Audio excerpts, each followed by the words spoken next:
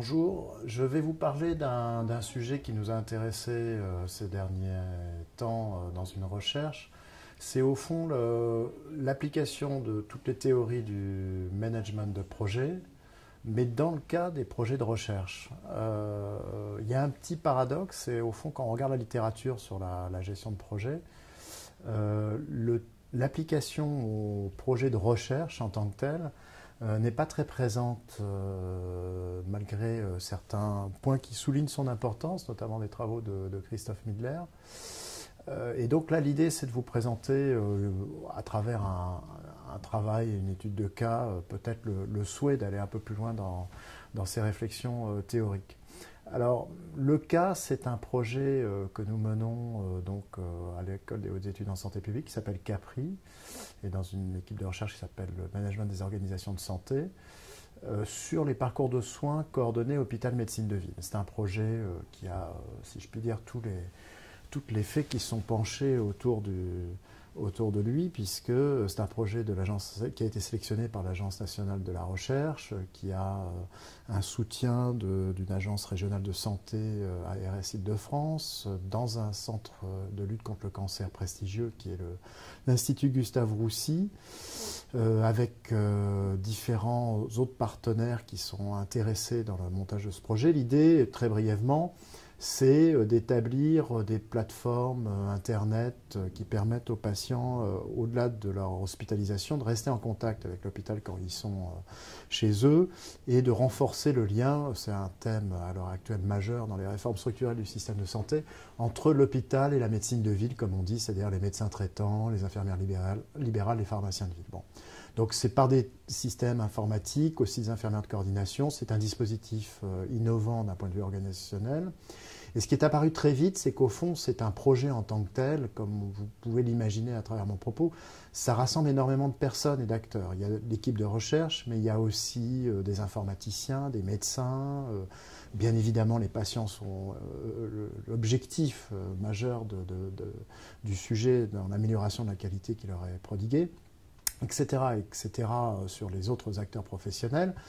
Au final, il y a un réseau et la gestion du projet dépasse complètement, d'une certaine façon, une vision assez simpliste qui consisterait à dire un terrain, quelques entretiens et une production scientifique. Alors, dans ce projet, ce qui est apparu finalement au fil de l'eau aussi, c'est nous sommes une recherche-intervention. C'est-à-dire que l'équipe scientifique que je coordonne et moi-même, nous sommes amenés à développer l'innovation organisationnelle en tant que telle et aussi de produire de la connaissance sur le changement et sur l'observation de ce cas. Et donc le travail a consisté à essayer de comprendre, d'avoir un travail réflexif au fond, et de comprendre qu'est-ce qu'on peut tirer comme enseignement, sachant qu'on a maintenant 1 an et demi, 2 ans de recul depuis le début. Alors, quelques enseignements. Le premier, c'est qu'il y a une vraie spécificité des projets de recherche. Il y a eu un travail qui était mené donc en association avec Fatima Yatim, qui est la coordinatrice plus particulière de ce travail scientifique dans la littérature, qui a montré qu'au fond, dans ces projets de recherche scientifique par rapport à un projet classique, on a une spécificité qui est de deux natures. La première, c'est on est plus dans un réseau d'acteurs que dans la définition d'acteurs-projet. À un moment, c'est plus des questions de dispositifs organisationnels. Le deuxième point qui est important, c'est de dire qu'on est en permanence dans une dialectique entre connaissance et action. C'est-à-dire que par rapport à la gestion de projet, de la création d'une voiture, comme l'auto qui n'existait pas de Christophe Midler. Là, on est dans une démarche où il y a la production de connaissances scientifiques qui se mêle avec le déroulé de l'action. Ça, je crois que c'est un point important qui est accentué dans le cas d'une recherche-intervention. La recherche-intervention, d'une certaine façon, mettant une intensité de cette spécificité d'une manière très forte. Deuxième point que je terminerai par là, c'est les conditions de réussite pour développer ce type de projet en termes de management, s'il fallait donner la recommandation. Ce qu'on voit à l'heure actuelle, le premier, c'est qu'on est plus dans un système projet qu'une équipe projet, d'une certaine façon. Il y a un travail permanent qui consiste à internaliser tout l'environnement. Je prends un exemple parmi d'autres.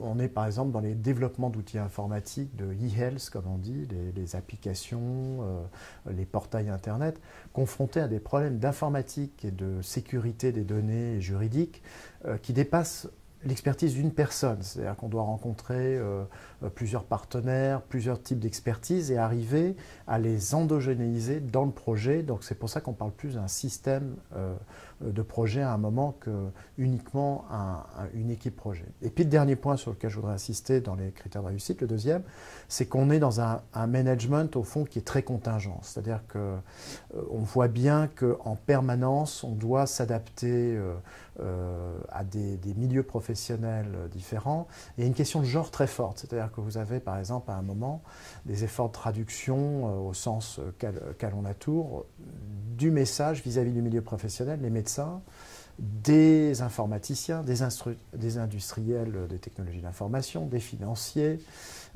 et d'autres encore, et qu'au fond il y a un travail, s'il fallait essayer de définir un peu cette notion de leadership organisationnel et personnel aussi, c'est d'essayer d'être en permanence dans des genres différents avec la possibilité de traduire et de créer de la dynamique.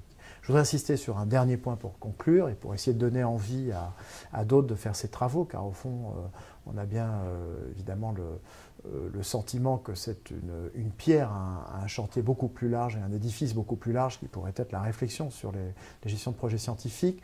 C'est qu'on est à l'heure actuelle sans doute dans une évolution forte dans le développement des projets de recherche en tant que tels. Ce que je vous ai décrit est quelque chose qu'on voit de plus en plus, c'est-à-dire des projets de recherche qui sont très en lien avec les milieux professionnels, très appliqués. Je crois que la recherche en gestion a par nature une relation très de proximité par rapport à d'autres champs disciplinaires avec les acteurs socio-économiques du domaine.